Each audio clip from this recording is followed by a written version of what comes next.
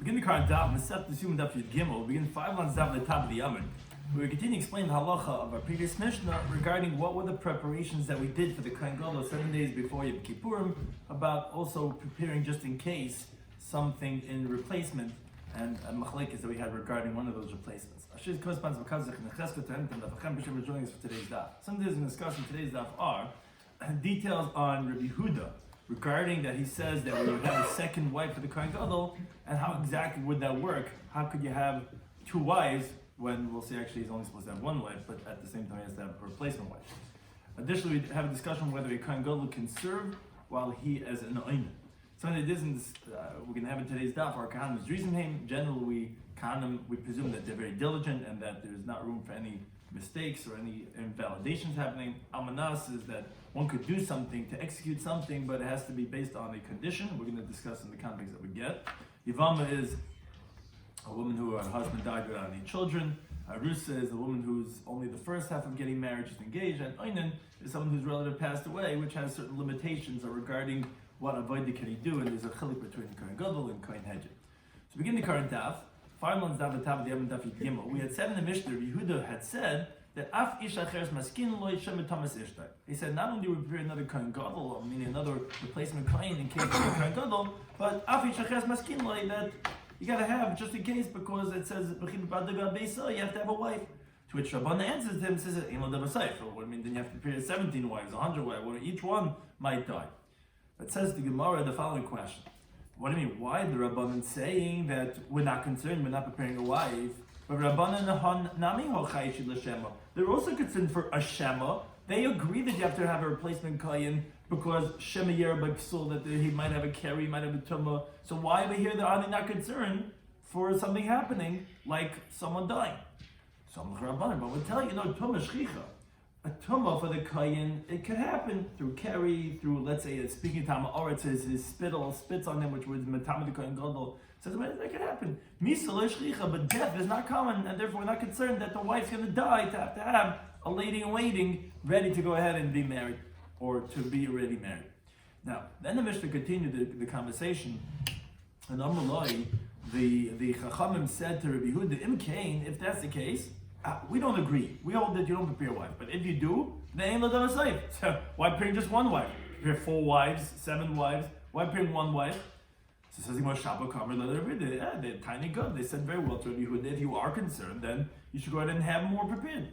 It says the Gemara, but he would tell you that no, we're concerned for one person's death. It's not statistically even significant to be concerned for 2 people dying. One person, it could happen. Something could happen. A person could have a heart attack, or whatever it is. But the 2 people that died, that we're not concerned. Now, but the Gemara wonders. But then the Gemara says, "Oh, Rabbanan." They disagree. They say, "No, if you're going to be concerned, then you should be concerned even for 2. And if you're not concerned, then you're not concerned. I mean, we don't hold this preparing one wife, and therefore, ain't let double say." But the Gemara says, "Rabbanan, according to the Rabbanan, let them tell them this to themselves." Meaning, since they're saying that if you're going to be concerned, then you should be concerned even for the death of 2 people. So therefore, they don't hold that you prepare at all because there's no end to it, but you're going to have to prepare. So why did they say the same thing to themselves regarding the laws of Tumah? They agree that you prepare another kohen just in case something happens to the kohen. So then the same time should be, if you're concerned that he might become a carry, maybe the other kohen's also going to wake up in the morning with carry, maybe the 3, maybe Ein Ladava side. So why would are you agreeing that you prepare one kohen? It's the same time you have to Rabbi Yehuda regarding the wife dying. So Rabban would tell you that no. Kohen Gadol is Zarasu. A Kohen Gadol, the high priest, he's very diligent. He's careful not to become tummy. But death, that's not given over to us. So that's something Ein Ladava side, because if one person's going to die, maybe 2 people are going to die. Who knows what's going to happen? It's going to be a pandemic, right? But regarding Tumah, no, that he's going to be careful. So therefore, they were not saying that, if you're concerned for 1, you'd be concerned for 2. But then the Gemara has the question the other way now. He's Zarasu, if he's diligent, then why are you preparing even one other kohen? You tell me the reason is because Tumah Shchiach, but not for the Kohen Gadol. They're taking major precautions. There's major security. No one's getting near him. He's keeping himself totally Torah. He's up all night learning Torah. So why are you putting even one? So the Gemara says you're right. It's actually the other way the logic. Since you're making for him a rival that he's waiting to say he's going to do the avodah, he can't wait that something's going to happen to the first guy. It's actually going to make you more diligent. It's a great motivator when you have somebody who's competing with you for your job, but you end up doing a way better performance because you realize, hey, you might lose this over here. So that's actually a motivator. But you're right, really, we don't need another kind because he's ours. We do it to make sure an extra level of motivation. And now the Gemara asks, it starts a long conversation over here in the Gemara. The Gemara goes to ask on the principle itself of Rabbi Huda. That he says that you make a second wife for the Kohen Gadol. The Gemara says, Umi sagila betakanta? Is it even effective to prepare another woman to be the wife, just in case the first wife dies? But basically, the Torah tells you that his wife, that what is his wife? And this is not his wife. So what does it help to say that you have a lady prepared? Now, what's inherent in the question is that Taisa discusses is that you're not going to get married on Yom Kippurim. So what's it going to help that she's prepared, but you can't get married? That Taisa does bring from the Yerushalmi that actually does say that you actually would get married. So actually it's a discussion in Taisa's, but the way the Bavli is assuming is that you can't get married. It's a shvisa, it's an issa derabanan, kinyan, whatever it is, but you wouldn't be able to get married on.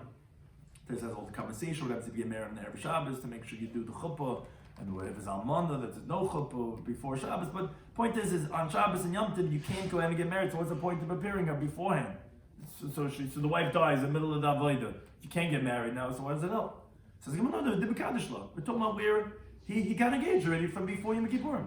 So but for a common law, but as long as he hasn't gotten married, so la beisahi, it's still not effective. An arusa is not. It's not considered marriage. He's not permitted to. It's not beisahi. So what's the difference? So it says he's married already. So it says the Gemara. He's married. So if the first wife dies, he has the second wife. But if he can't have a relation about, and then he has two wives. Rahman the Torah tells him in the singular he atones for himself and for his wife, not for two wives. So now you're stuck the other way. You're afraid that you're not going to have any wives, now you have two wives. And you're not allowed to have only one. So he's like, no problem, the husband megarish law. He went and after he got married to her, he divorced her. So he said, I understand. In megarish law, he divorced her, or 100 cushion, then the question about, well, maybe the first one's going to die, goes back l'duchta, goes back, what does it help? So you got married and divorced her, now you're still back to one, and if that one dies, you're back to square one. So it says the Gemara, we're talking about with the megarish law al tanai. He divorced her on condition. Now, the people had asked yesterday, before this stuff, about why we're going to have a whole conversation regarding Girish al tanai. Why don't we do a kedushin al tanai? So some of the Mepharshim say that in the Chanami, maybe you could have done a kedushin al tanai, but no woman would be willing to get married al tanai. That she wouldn't be willing to do such a Girish al tanai is very different. I mean, so you're married, but if something happens, then there's going to be a divorce that's effective. But to go ahead and do a kedushin al tanai, what? The same thing. She's going to get divorced automatically. If the other one doesn't die, what happens to the second? Right, whatever the case is, so but it's different. What kind of conditions are the same thing? Like a kedushin al tanai. She's not going to consume the marriage. But over here also, he's mekadesh here, and if the first one doesn't die, it sounds similar. And she's not getting the marriage, so it's the same thing. Right, I could hear it psychologically being a little bit different. That's saying we're married. Something happens, then there's going to be a divorce that's effective. Versus the kedushin, we'll see if this is going to even consummate at all. But I'm saying, but it is an interesting question. But this is the way the Gemara is phrasing it. That okay, he did the gerushin al tanai, and therefore we'll see if she'll be divorced. He tells her, look, this is your get, amenashe temusi, on the condition that you die in Yom Kippur. Meaning, if she dies on Yom Kippur, comes out that it's a get retroactively. Now, then if she dies, and then it's going to be a get, so it turns out that there was never a second wife, there was only one wife. And if she doesn't die, and then her friend dies, because again, we're only concerned for one dying, so there's only going to be one left, because the get's not a get. Now, as Rashi points out, your mind's already probably wondering about so many flaws on that case. So Rashi says this whole sugya, all the answers that the Gemara is going to propose really doesn't have any standing, because there's many questions on every one of these proposals. The only thing that's coming to teach us is you're going to say this, and you can respond to this, but it's not saying all the responses that you can say on that, because with one question you could there's many different refutations of each one of these answers. The Gemara goes through until it comes to the final answer. Tais says a little bit different. Tais says that really the Mataritz wanted to say the answer as the conclusion is going to be, but the Gemara didn't come to the conclusion of the Mataritz because he's trying to figure it out until he comes to the conclusion. He figures out what's the primary answer, but it's like in the middle of the making. It's the Shaka Mataritz until they get to the thing. And Tais proves it from the Girsa of the word of if there's a dalet of dilachada or lichada, where each one's there because this can't be it because that, this can't be it because that. So again, don't get unnerved if you go through the Gemara over here and it's like, why is it? Well, how does this work? But Al Kapanim, it's like trying to figure it out. It's like process of elimination. So Al Kapanim, this was proposal number one. That essentially what it's trying to say is, look, this is your get. If you die. So again, I'm concerned one of you are going to die. So if you die, so there's a get. So that you're never the wife, and the other one's still alive. If the other one dies, so great. So then you didn't die, and then so you're the wife. That's what the Gemara is proposing right now. Says the Gemara, wait a second. Maybe the second wife is not going to die, so then her get's not a get. Maybe no one's going to die, and now he's stuck with two wives. That doesn't work. He has to have only one wife. So okay, proposal number two. He says to her, if this is your get, on the condition that you don't die. Oh, okay, so if she doesn't die, then retroactively it's a get. Oh, so says the Gemara. Eloi Mesa, so if she doesn't die, so then Megarshala, so then it's a get. And then he's left with the first wife. The Mesa, if she does die, okay, Hakamahach, then you have the first wife. But Dilma Eloi Mesa, maybe she's not going to die. Gita the high Gita, so then the second woman's get is going to be a get. And maybe Mesa Chaverta, maybe the first one's going to die. Become Lebele now he's stuck without any wife. So you're still not airtight over here regarding the Kohen Gadol. Tell her rather proposal number three. Normally he tells her, this get that I'm giving you, wife number two, on the condition that one of you dies. So explains the Gemara. Mesaha, if this one dies, so kaimahach. So then the other one's alive. Mesahach, the other one dies, but kaimahach, this one is around. So it says the Gemara, but maybe neither one is going to die. And again, you only said that your get's going to be a get if one of you dies, and maybe none of them are going to die. And then it's going to be stuck with two wives. Now Taisus says that really the Gemara could have asked that maybe one of them are going to die, and then it's going to be a get, and then it's going to be without a bias because that one's going to be divorced, another one's going to be dead. But the Gemara preferred to ask a question that maybe no one's going to die because that's more common than somebody dying. So again, maybe no one's going to die, and then you're going to be stuck with two houses, meaning with two wives.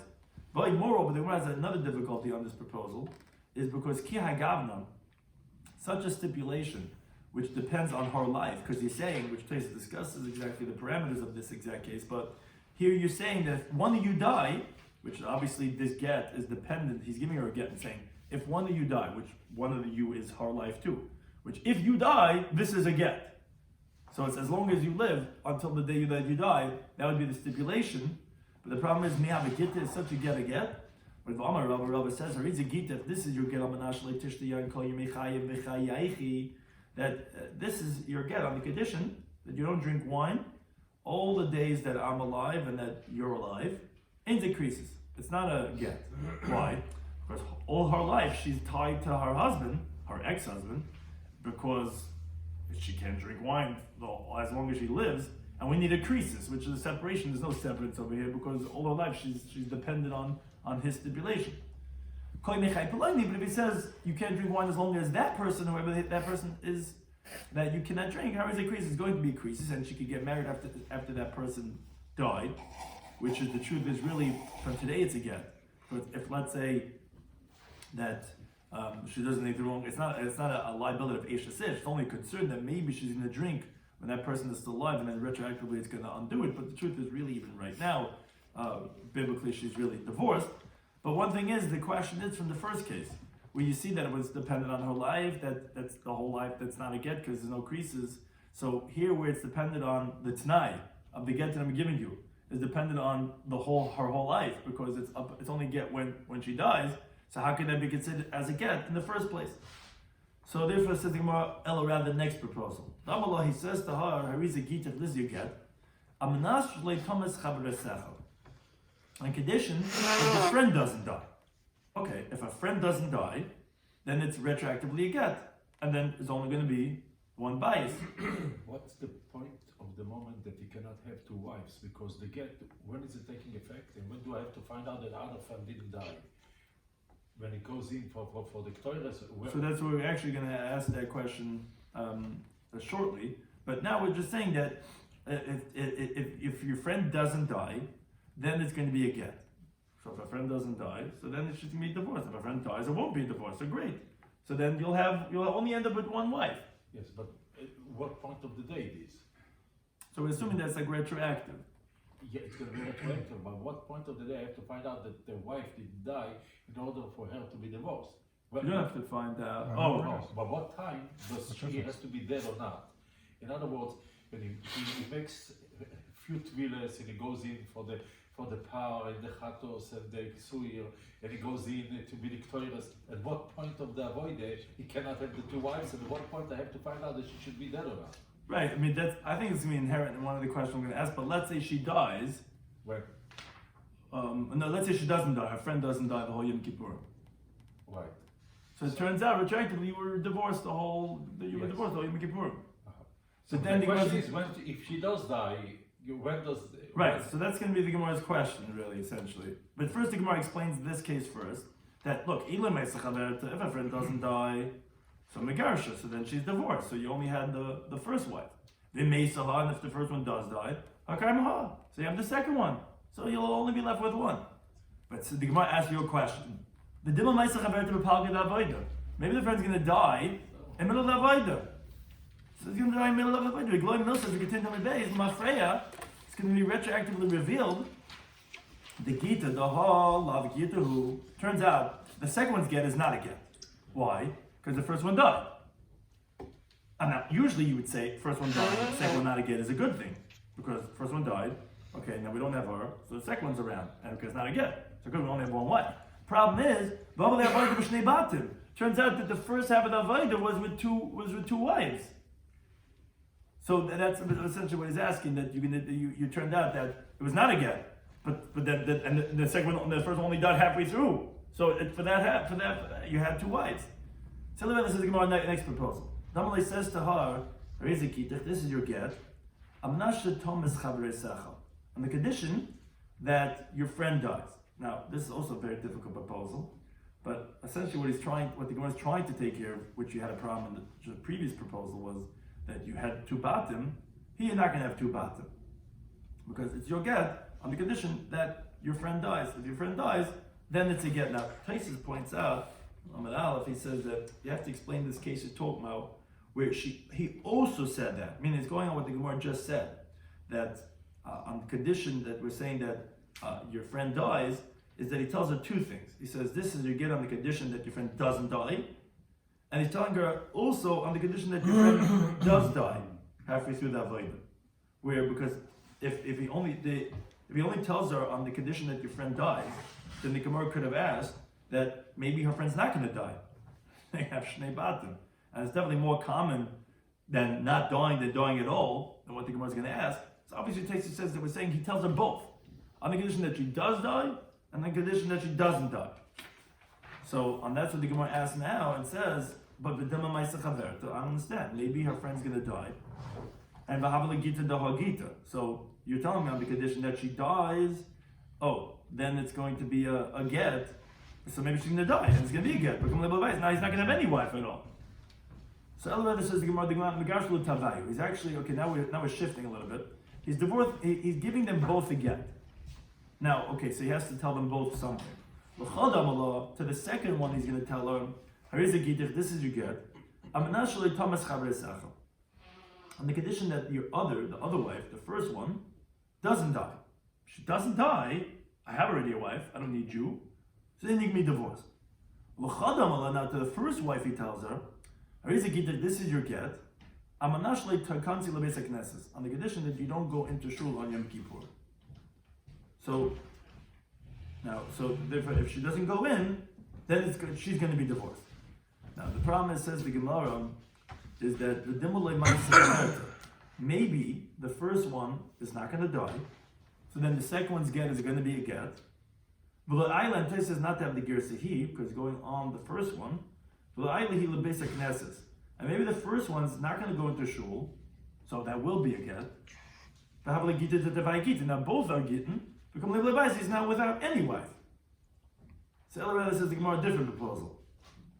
To the second one he tells her, Hariza git, if this is your get, on the condition that your friend doesn't die.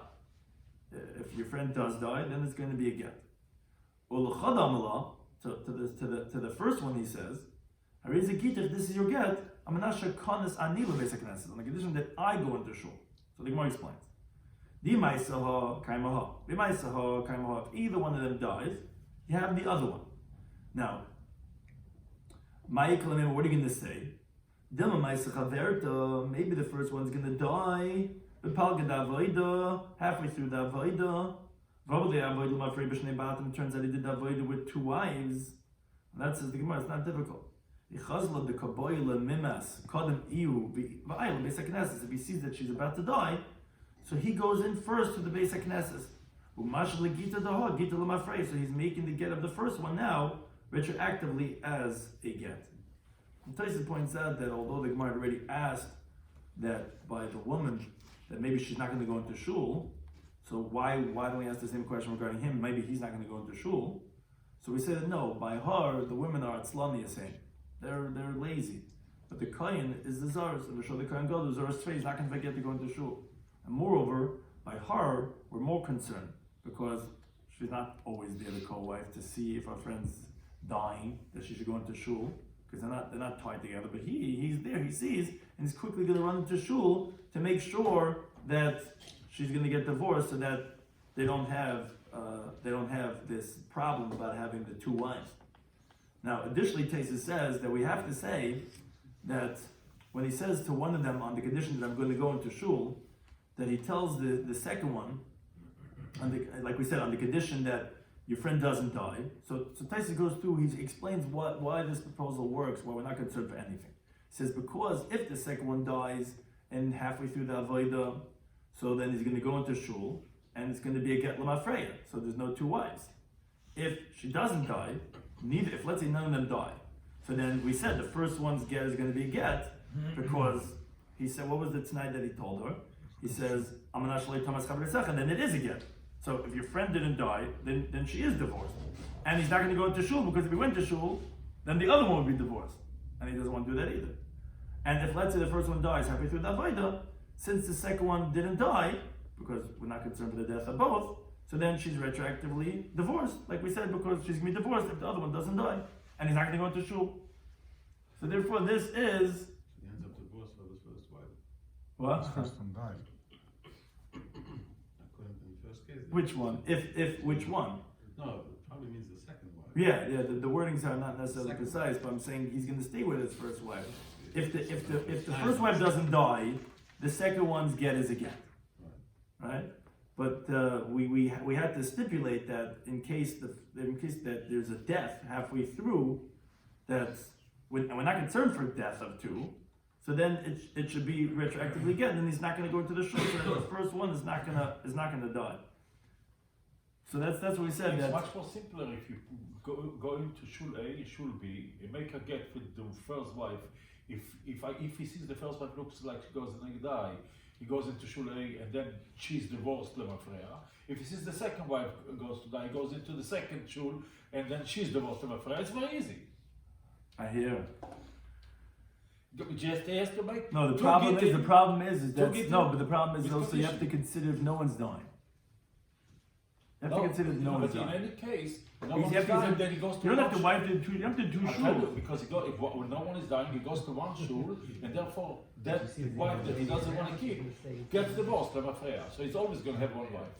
But you make two gig at night. Why is that any better? Why is that any better? He only goes to one shul. Because he doesn't know who's going to die. They anyways have to like. Maybe one or the other is going to die. He doesn't know. I'm saying here we said that's. I don't know. I didn't have to think it through, but I'm saying, but here he's only really making. He says like divorce the first wife on condition that the second wife doesn't die. So that sounds like the best one. Meaning second means the first one. First means the second one. Whatever. He comes to the new wife. He says, look, I want to keep my first wife. If she doesn't die, you're considered divorced. Fine. But then the first wife, we're here writing the second wife, but the first wife, he says, if I go into shul, then you'll be divorced. Right? So great, if neither dies, so that's good. You don't have to do anything with two shuls. The first wife is divorced, the second wife, whatever, it means the second one. And the first one is the only wife. If let's say that new wife dies, then great, again, she died and then she's the only wife. If the first one dies, so then again, he goes into shul, and then she was divorced, and then he's only with the second wife. So he never has a situation, never has a moment that he had two wives, but he's always going to make sure he has one wife. That's what's done, according to Yehuda, for the Kohen Gadol. Every Mekip with the Shtaris, Mekip with the Gittin al Tnai, is saying this whole thing, but he has to be careful to make sure that he has only one wife, but at least one wife when it comes to Yom Kippur. Now, the Gemara continues and says, okay, wait a second. Mascular Ravasi, Ravasi asks, Vitem and some say Rav Avira, Elami Ata. If that's the case, now, you said before that it says by you're making a whole tumble, has to be only one wife. It can't be two wives. And that's why we had a whole thing, how you have to do a get out tonight. But if that's the case, then and you have two co-wives from one house. Meaning if a husband died who had two wives, and he didn't have any children, so there shouldn't be halacha even with one of the wives, because the Torah tells you bias. And you tell me Beisai, his wife, is singular, bias is also singular, it doesn't say batim. So how are you allowed to do even one of them? It should only be when there's one wife. Now when there's two wives, that's Gemara's question. Okay, says Gemara, you're right, it's a good question. It does say beis achar, which means only one. But yivimta riba. But the Torah, the pasuk includes it even in this case because they used the word yivimta more than once, which is coming to include even another case of yivimta, even when it's more than one wife. A similar type of a question, the Gemara says, Maskel Ravina, Vitam some Rav Shanavia, Elamiata, but if that's the case, Arusa Leitisya. And Arusa, if a woman's only engaged, there shouldn't be halacha of Yibam. Because what does the pasuk say? Bias. And you said before, as long as he's not married, even though he's engaged, it's not Beisa, you weren't okay with the fact that he's just engaged, so then why does Arusa have Yibam if it's not considered bias? Says the Gemara, here also there's a ribui. The pasuk says in Devarim when there's going to be brothers that's sitting together and one of them dies without a son, so it shouldn't be that the wife of the dead person hachutza that's outside leizhar. So the way you usually translate the pasuk, she shouldn't go outside to a foreign man. Rather, her brother-in-law should go and take her and do yim with her. But the way you could also expound the word hachutza is the wife that's on the outside. That's l'rabas arusa. That's including the woman he's engaged to, where she's still on the outside. He hasn't been intimate with her. That even hachutz, even the one on the outside, will have the laws. The people say, right, really bias does not include two, and also does not include an arusa. But we have ribuyim that include that of two wives, and that includes that of the arusa. Now, the Gemara continues with a conversation that will come back to our topic. Tarma Linda Braiso. Kohen Gadol, the high priest, Makar of Einan, he could sacrifice even as a Einan when one of his relatives passed away that day. Because the Torah permits it for him, like it says, as we have in this week's, the parashas, La'av v'la'ima la'yatama, he should not make himself tummy to his father and to his mother, and the mikdash la'yetzei v'la'yichal, which the Gemara Zvachim Daf Zayin Menalef expounds, that if his father or mother dies, he doesn't, quote, have to go out from his sanctity regarding doing the Avodah, because he's not machal the Avodah when he does it. Now, from there we learn, but if a Kohen Hedjit does the Avodah as a Einan, he would be machal. But a Kohen Gadol, if his parents die, if his close relatives die, he still does the Avodah. But ve'ina eichel, he doesn't eat the kachim because it was only permitted for him to do the Avodah. But it's forbidden for them to partake of kachim, as we know, kavalchemer from meiser, which is a lesser sanctity. And the Torah says in the Ram Chavav, when you say vida meiser lo yechalti ba'in mimena, I didn't eat from it when I was in Einan, when I had lost a relative. So you can't do meiser hakal. For sure, kachim achamer you can't eat as an Einan. But he could do that by the Bidam. He says kolayim all day long. So the Gemara says, my kolayim. What does Rabbi mean when he says all day long? Some Rabbi says, rather, what does he mean to say? It means to say, it's a mitzvah to bring the Kohen Gadol to the Beis Hamikdash, to do that all day long, so as a way to distract himself from his pain And Rabbi Yehuda is saying all day long he should be busy doing the avodah. So not only is he allowed to, Rabbi Yehuda says, Agams tog, let him be busy doing the avodah. Only Abaye has a difficulty with this because Haspa Rabbi Yehuda, according to Rabbi Yehuda, Afuke Mafkinale, Rabbi Yehuda holds that the way Rashi interprets it, that when the kohen hedged is a even if he started doing that avodah, we take him out. We tell him to leave. Aros. The time I learned the brayso. Let's say kohen was standing doing the avodah on the mizbech. He got the news, bad basura, that his relative passed away. So the Rebbe says you gotta leave avodah and leave, get out, because you're an einan. He says no, yigmar. You first finish it off. But we see according to Yehuda, regarding doing the avodah as an einan, he's more stringent. The Rabbanu Amol Meiko. So va'at amid ma'asim lemitech beisai. So you're going to say that by Kohen Gadol he says the exact opposite, that he's more mekel, and he says not only could he do the avodah, we call him from his house and say come to the base of me, you want to do the avodah today? How can we say that if he's so machmer that he makes him leave as an einan? How could he say that the Kohen Gadol we're going to call him from his house and say, hey, get over here, we need to do the avodah. I know you just lost your father. Come here, we need you to do the avodah. So the Rebbe says no, actually the other way around. My call again wasn't an all day as we continue to talk about Daman. Lo means to say she'ena over koliyam. Means that he doesn't do that avodah all day long. Meaning up until the nighttime, we don't let him do that avodah. By nighttime, if he wants to sacrifice the chaylev and the emurim, then he can do it. But all day long, we don't let him do that avodah. Why? It's rabbinic concern because he might come to eat from it. And all day long, we said it's forbidden to him biblically to eat from the kachim. Now, by nighttime, although he's an einan, that because that day. The halacha is that the law of aninis is only biblical by daytime, but by nighttime it's only rabbinic, as Rabbi Yehuda himself says as well. So what Yehuda is saying is all day he's an einan and he shouldn't do the avodah, but at nighttime that rabbinic halacha that is actually we're going to permit him. We're not going to make like a gzeira to say that he can't do the avodah at nighttime because he might come to eat. No, we let him do that avodah at nighttime. Now, but this is where it relates to our sugya. Amalei Ravad Bar Abba Rabbi says, does Rabbi Yehuda really say that all day long we don't let him do the avodah because he might come to eat? Everyone's doing the avodah and eating from the meats. But what's not within our Mishnah, Rabbi Shloimy says, Af Isha Cheres Meskin. We said the Kohen will repair another wife. Maybe his wife's going to die, and so we should have another one in place. So wait a second. If his wife dies, he's going to do that avodah because the Kohen Gadol does that avodah as an einan, and he has another wife. But when it goes to be the Shema Yechel, well, how are you allowed to do that avodah as an einan? I thought you don't let him do avodah during the daytime because as an einan he might come to eat. Oh, so Amalei, he says, how could you compare the two?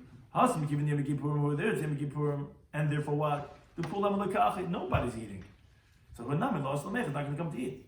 Hach on a regular day, the Kulam L'Kachi, one's eating. But no, we let him do that by design, he's also going to come to eat. But the Gemara ends up by asking a question on the question. The Gemara asks on Rav Abba's question that he's saying, how do you let him do that by design? But frankly, do you really think he's going to be an einan? You forgot the whole sugya that we learned out before. What do you mean? But he divorced her. We said that if he sees that she's going to die, he quickly runs into shul, and he says that get that of the dying one should be a get l'mafreya. So he's not even going to be an einan. So what's the question? Says the Gemara, right? He's not halachically going to be considered as an einan. A true demilei mitra. Do you think he's not going to be perturbed? He's not going to be upset that his wife passed away? And by kachim, you need to have simcha and gedul, like it says in Mamid B'Yiches, like the way kings eat it, as the Gemara says in Chulin Daf Kaf Lamed Beis and Beis. And therefore, although you're right, he's not going to be an einan, but he's still going to be perturbed about the fact that she died. And that's why he was asking that we should give him that halacha of an einan, and therefore not allow him to do the avodah because he might come to eat. And that's what we said. Yom Kippur, I'm not concerned about anyone coming to eat. Something that's discussed in today's daf, in Yoma Daf Yomi, we had the halacha of the Mishnah. According to Yehuda, we prepare even a wife. Now, according to Rabbanan, that although they're also concerned for Tumah, so why they're not concerned for the wife dying? It's like because Tumah is shchicha, it's common. But death is not common, therefore they're not concerned for preparing another wife. Moreover, they had said to Yehuda, if that's the case, that you are chayish, say you should prepare 2 wives, 7 wives, 100 wives. Now, according to Yehuda, he says no. We're only concerned with the death of 1. 2, we're not concerned for. Now, according to Rabbanan, what's with Tumah? Why don't they say the same time that they said to Yehuda regarding death to themselves, that you should be concerned that he's going to be come Bakari, he'll have a Amor Tzpri, and so on and so forth. They said, no, the truth is that a Kohen Gadol is Zaz. And the truth is, even one you wouldn't need. But if you have one, it's going to make him even more Zaz because he's going to be afraid of losing his position. And that's why we have it. But you're right, they would be concerned, but here we really have to be concerned that one is only to make him more diligent. So he said, okay, well, according to Yehuda, what do you do? How do you prepare a wife? She's not to get married, according to the Bible, on Yom Kippur. So you can't have to be engaged, has to be basic. So yeah, he marries her. But what's with the fact that if he's marrying her, now he has two wives? He says, no, because he's divorcing her with a stipulation. What does that mean? What's that? So we're into many different possibilities. First one was, on the condition that you die. If you die, then it's a get. So maybe she's not going to die. Maybe she's going to have two wives. The Gemara says, oh no, on the stipulation that you don't die. So the Gemara explains, if she doesn't die, then she's divorced. If she does die, good, you have the first wife over there. The Gemara says, maybe she's not going to die, and she's going to be divorced. Maybe the other one will die, because we're concerned for one dying, and he's not going to have any wife. Okay. Possibility number 3, he says, on the condition that one of you dies. So, if one of them dies, so the other one's still alive. So the one who dies is the one who's divorced. So but maybe neither one is going to die. And then you have two wives. And moreover, such a get's not a get, because it's like saying chayechi, which your whole life is dependent on this, up until the day that you die, such a get's not a get because it doesn't consider creases. So that's not an option. Okay, option number 4. On condition that your friend doesn't die. So, if the friend doesn't die, then she's divorced. If a friend does die, then she's still around. So great, you took care of both. So the Gemara, no. Maybe the friend's going to die halfway through the avodah. So it's not going to be a get. It turns out that he did avodah with 2 batim up until halfway. So the Gemara, okay, option number 5. On the condition that your friend dies, there's Taisa added that is also that she doesn't die. But the Gemara says, maybe the friend's not going to die. And then it's going to be a get, and without a bias. So maybe she is going to die, and it's going to be a get, and the friend's right. So the friend dies, and it's a get. So you're stuck without anybody. So option number 6 says the Gemara is he divorces both. To the second one, he says it's a get if the other one doesn't die. To the first one, he says that it's a get if you don't go into shul. So on that, the Gemara says that, well, okay, wait a second. Maybe the first one's not going to die. The first one's not going to die, which is what we like. Maybe she's not going to die. So then the second one's going to be a get, because obviously if she's died, we don't want it to be a get. So maybe she's going to die. Maybe she's not going to die. The second one's going to be a get, and maybe the first one's not going to go into shul. So then hers is also going to be a get, and he's going to be without a wife. So the Gemara says, okay, now he tells the second one, on the condition that your friend doesn't die, that's always the most logical t'nai, right? Because if she dies, we don't want it to be a get. If she doesn't die, then yours is a get.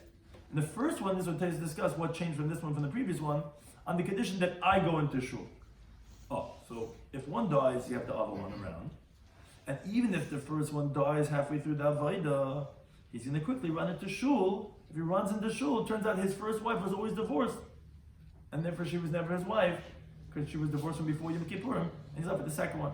So either way you go, you're covered.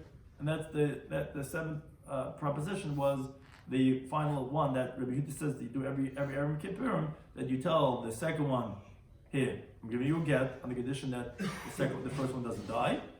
Obviously if she dies, you're not divorced and you'll be my wife. If she doesn't die, then you're divorced. And the first one he says, on the condition that I go into shul, then you're divorced. So he sees her about to die, he runs into shul, and because again, if she dies, then he had done the avodah with both of them. So he wants to make sure quickly that she's divorced. If she doesn't die, great, then the second one was divorced. So that's the option that covers all the bases. He could only do it before she dies? Yeah. Can he make it night that whenever he goes to shul, even after she's dead, she's divorced before her death? You can't divorce her after she's dead already. You want no, to do the tonight? You made it night that she wouldn't be be divorced. Why does he have to run in quickly to shul beforehand? Yeah. Did he make it tonight afterwards that it was divorced before? I don't know if he could do tonight lachamisa. I know what he can't do. Right, but it's not, it's Mafreya. I hear. So then we discussed, based on what we said, says, okay, two Yibam is from one house. How you allowed to do Yibam? It says bias, and bias means one. There's no Yibam, but it says the word Yibam more than once. I on a rooster should not have Yibam because we said that when it says bias, it doesn't mean engage. So you're right, the word Hachutza comes to include an Arusa who's like on the outside. Then we had a halacha, which relates back to halacha the Mishnah, with Kain Gadol. He does the avodah as einan, but he can't eat. Bida says kalayim. So first we thought to say kalayim and say we bring him from his house. He said you can't say that because he says a Kain had it. We actually don't let him finish. He's definitely not going to be making and say the Kain Gadol will call him from his house. But that means the other way around. That he doesn't do the avodah kalayim. Why not? Because like you say, he might come to eat. Whereas when his wife dies and he's an einan, where we said, so wait a second, how do we let him do the avodah? He said, everyone's not eating, so I'm not concerned he's going to come to eat. The Gemara says, wait a second, what would you question even B'chalal from our Mishnah? But he's not an einan, she's divorced. So aninus is never going to take effect. So you're right, it's not a real aninus, but it's still going to be torrid, and you can have that quality of like an einan, which an einan is not allowed to eat. He wouldn't have l'mashcha, l'gdul, l'simcha, so he also wouldn't be able to eat, therefore we should still have the same concern about eating. That's what we're saying, that it's okay, it's not a concern about eating, because anyways no one's eating in the Yibam. Bring it to any time. Things.